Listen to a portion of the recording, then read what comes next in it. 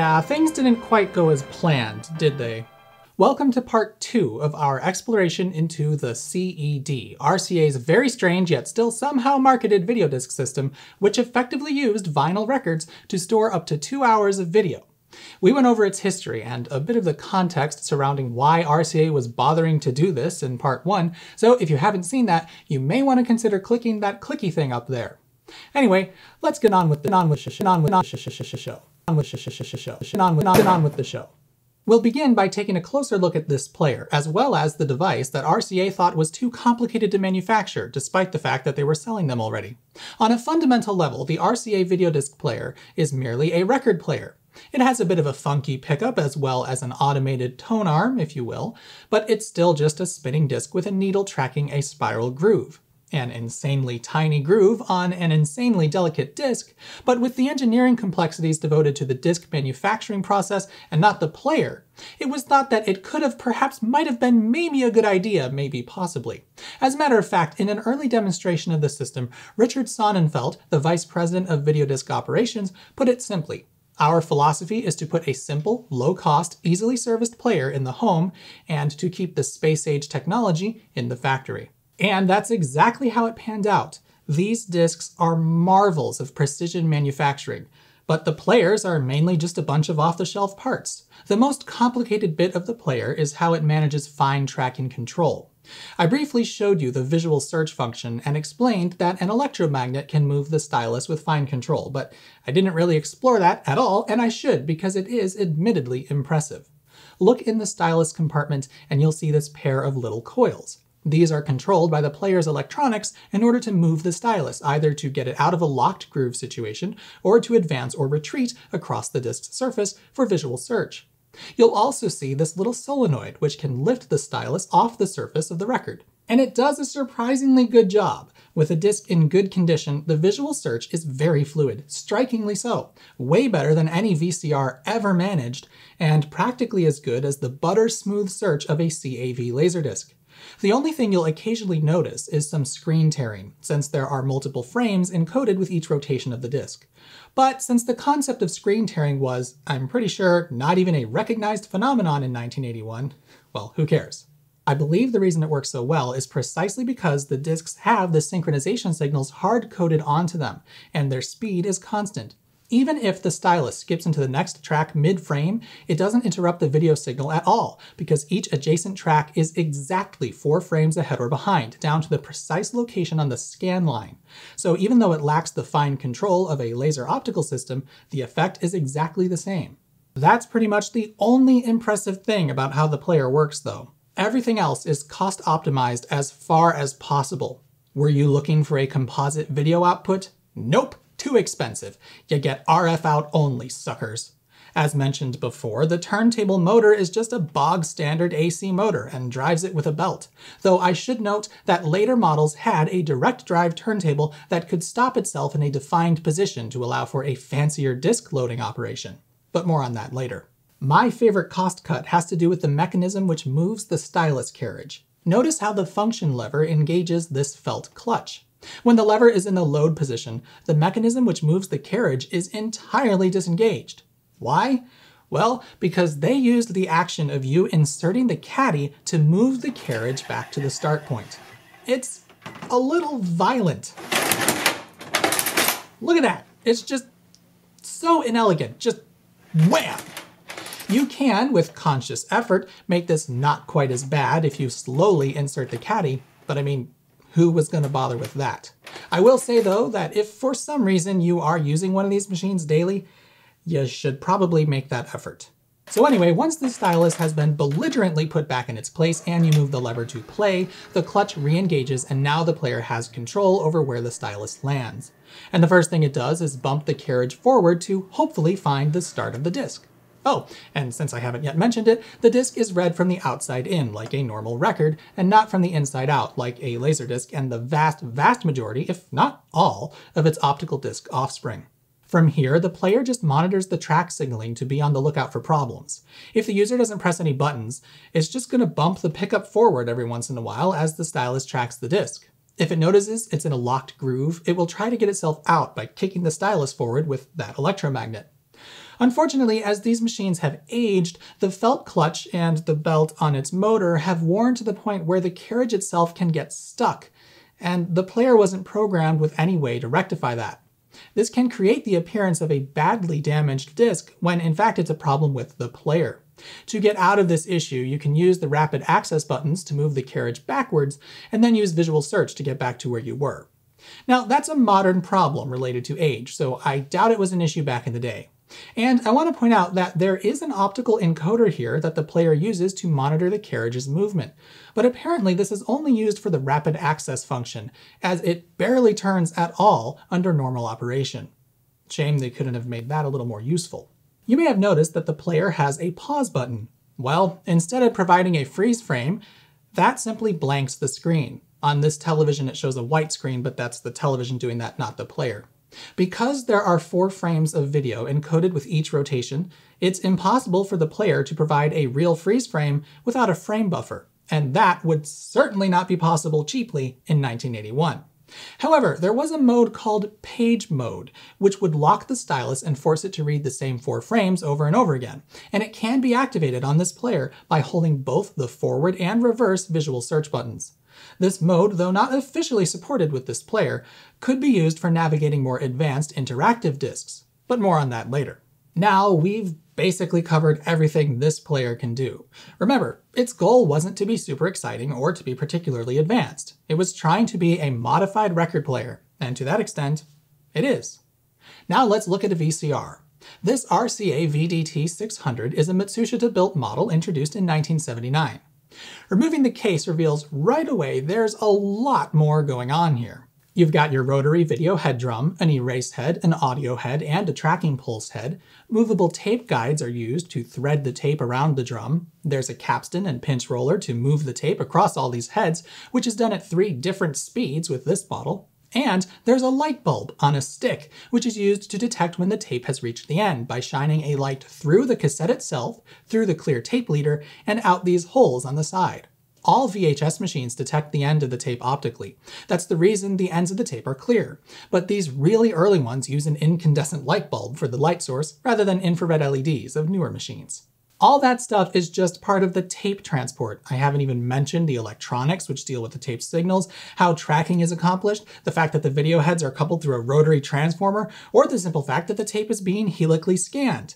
If you want to learn more about videotape technology, you can check out this much earlier video of mine, but be warned, it's a much earlier video of mine. Anyway, now you can see why RCA thought the video disc might still make sense. This VCR is horrendously complicated compared to a CED player, and it also lacks some useful features like a real-time display or smooth visual search, with this particular VCR not having any sort of visual search function at all. And these things were not cheap to manufacture. The precision required to make the head drum and transport was pushing the limits of mass production at the time, so these machines were sold for outlandish prices, with this particular unit likely retailing for about $1,250, close to $5,000 in today's money. Knowing that VCRs were outside the reach of many consumers, and also knowing about how difficult it must be to mass-produce pre-recorded tapes, RCA thought the CED would still have a meaningful place in the market. And they were kinda right, for a while anyway. Remember, both the CED as well as the Laserdisc were pioneers in home video, as although the VCR would eventually become the device you'd watch the latest flicks on, at this point in time it was simply too expensive to use $20 blank cassettes, spend a couple hours recording onto them, and sell them for a reasonable price. So nobody knew how home video would be received. Nobody would know until somebody tried. And you could argue RCA's experiment was the first successful attempt. Although MCA Discovision had gotten Laserdiscs out earlier, it never got too much traction. RCA seems to have done a better job with licensing content, and while their discs certainly haven't held up well over time, early Laserdiscs were plagued with issues and a lot of mistakes were made learning to manufacture them. To their credit, though RCA took their sweet time getting this product to market, they did at least iron out all the kinks and release something that actually worked well. In fact, those who bought the players really liked them. They liked them so much that it's no wonder the average purchaser of this player is also buying from 20 to 30 of these discs in the very first year of ownership. That was surprising to RCA. In fact, they were selling about twice as many discs per household as they had expected. Their goal of having the system in 50% of American homes by the end of the decade was incredibly optimistic, but they did produce over 500,000 players, and with the help of other OEMs, a total of about 750,000 players were produced. Still, it was clear early on that things weren't going that well. Initially, they only sold about half as many players as anticipated, and the public at large seemed pretty apathetic. I mentioned in my video on Laserdisc that a large part of why it never really took off was that home video was an entirely new and completely foreign concept. On the other hand, a VCR, which could record shows while you're away, or which could record one show while you watch another, was a true problem solver. RCA seems to have had better success with convincing the public to take a leap of faith into the land of home video than Laserdisc did, but not nearly as much success as they needed. However, they didn't abandon the project right away. They did make some improvements. Notice how this disc has a blue caddy. In the CED ecosystem, blue caddies usually mean the disc is in stereo, and later players were able to decode the stereo sound to be output over RCA jacks. And even on this mono player, you can tell that the sound quality could be quite good depending on the disc.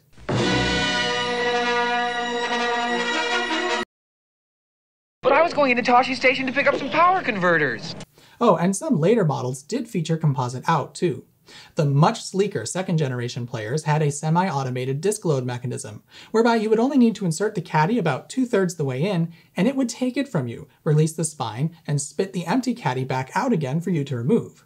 Now, I used to have one of those players, and I'll tell you that while it's pretty cool, it dramatically slows everything down, especially disc flips, since you have to wait for the stylus to return to the park position, have the player return the disc to the load position, and then once it finally lets you put the caddy back in, the motorized action prevents you from doing a quick one of these. Sadly, that player never worked right, so I got rid of it years ago, but I've put some links in the description so you can see some of those players in action.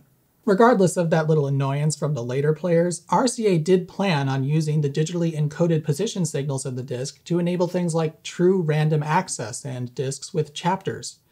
However, they never got far before RCA threw in the towel. In April of 1984, RCA formally abandoned the system, announcing players would no longer be manufactured. The remaining stock of players were sold at steep discounts, and people did buy them because RCA committed to producing discs for 3 more years. That's right, RCA was so surprised with how many discs people were buying that they decided, well, nobody's buying new players, but at least those who own them are making us some decent money. Unfortunately, they didn't make it through to the end of their 3-year commitment, not only because sales of the new discs started to fall as owners abandoned the format, but also because in a somewhat cruel case of irony, RCA was purchased by their original owner, GE, in 1985 and swiftly broken to pieces. What was once a huge company with their hands in the buckets of communications, broadcasting, television, music, and at times even the military-industrial complex, was now a bit of quick cash for GE and a heaping pile of garbage. Although discs did in fact keep getting made for about a year after GE's acquisition, by 1986 the format was officially dead. So, what went wrong? And what could have been had things gone better? Well, fundamentally what went wrong was that the system was delayed, and delayed further, until finally it was delayed again, and subsequently delayed before its final delay happened, before its eventual delayed release. RCA's internal target was a 1977 release, though personally I think that might have been a little too late to be truly successful, so let's just imagine they had managed to pull this off in only 11 years and get the product out in 1975. In 1975, there were basically no VCRs anywhere. Yeah, there had been these weird experimental things kicking around for a while, and I hear Sony's getting ready to launch this new Betamax system. But you gotta be real dedicated to the idea of recording TV at this stage in the game. And fairly rich. But here comes RCA with their fantastical video disc. A player for only $500, and some of my favorite movies available to own for as little as $20? That sounds intriguing. The magic of the RCA video disc, a simple, affordable record that, like magic, can bring not just sound, but sound and pictures, clear, beautiful pictures right into your living room. I would bet good money that if this system was out in 1975, it would have been a big deal. For one thing, in hindsight, these discs and caddies are comical compared to a video cassette.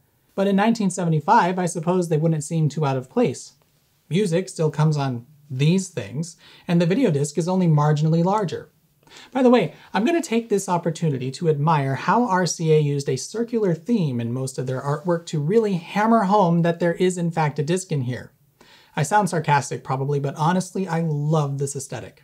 In 1975, this would have been the only way to turn your television into Select-O-Vision. And doesn't that just sound neat? We've never had movies at home. You know what we're gonna do?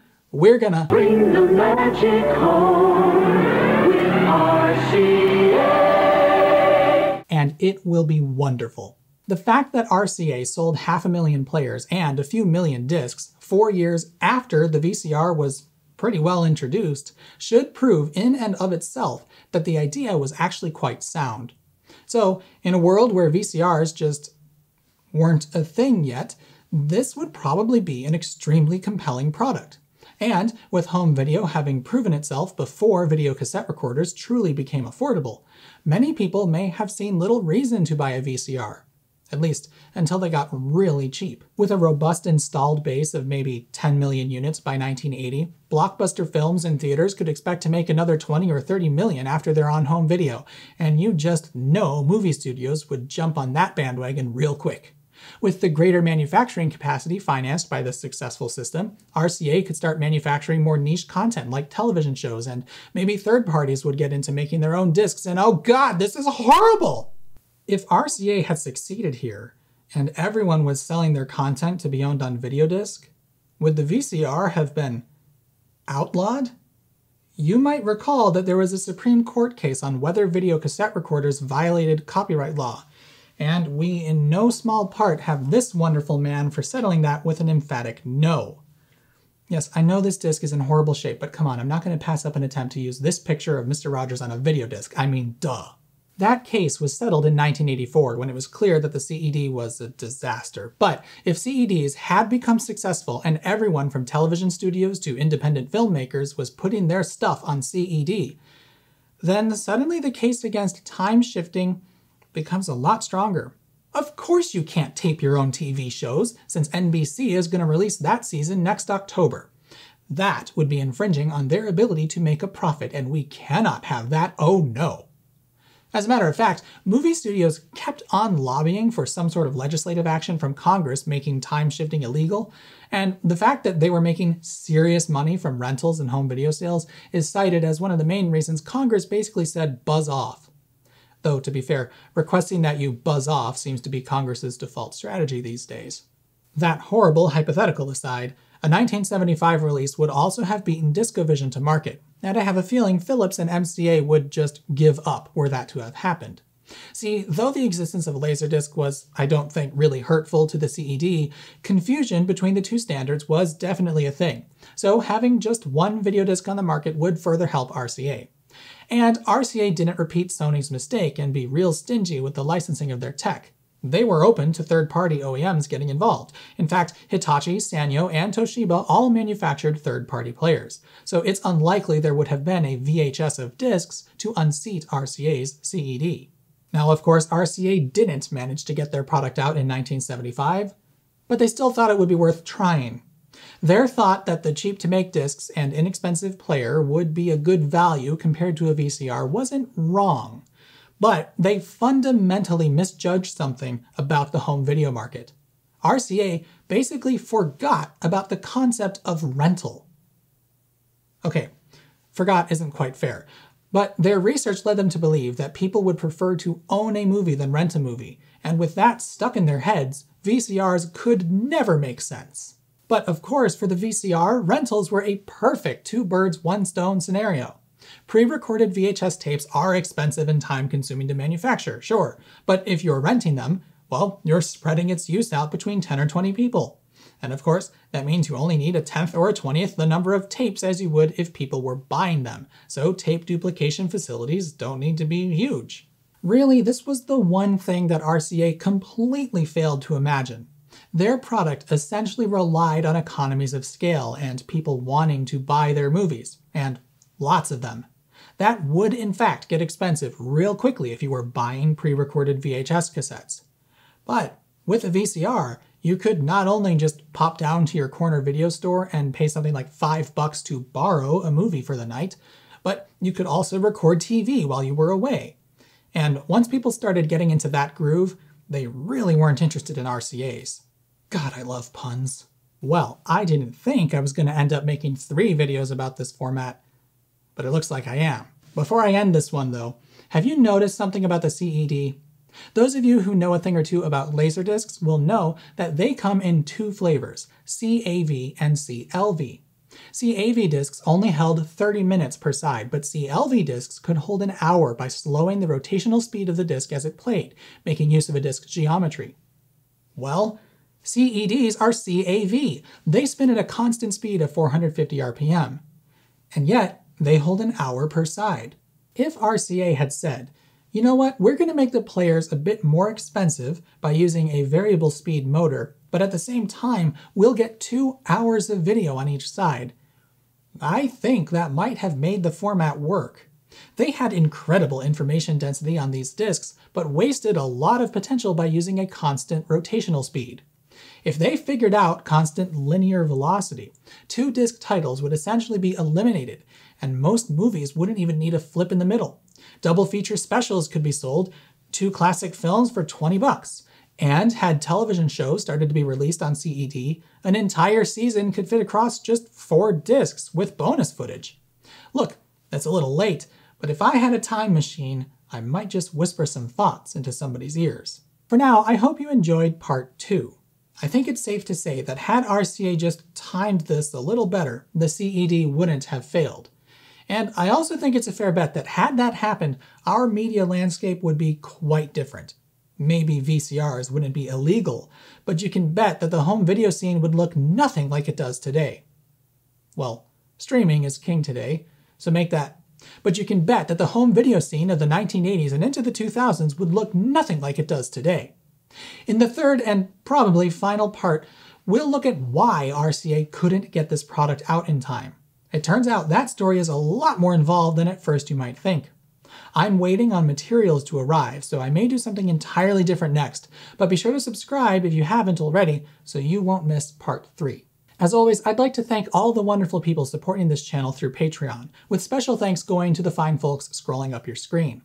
It's with the support of viewers like you that I can make videos like this, and I really appreciate your support. If you would like to join these people in supporting my work with a pledge of your own, you can check out my Patreon page through the link on the end screen or in the description. Thanks for your consideration, and I'll see you next time.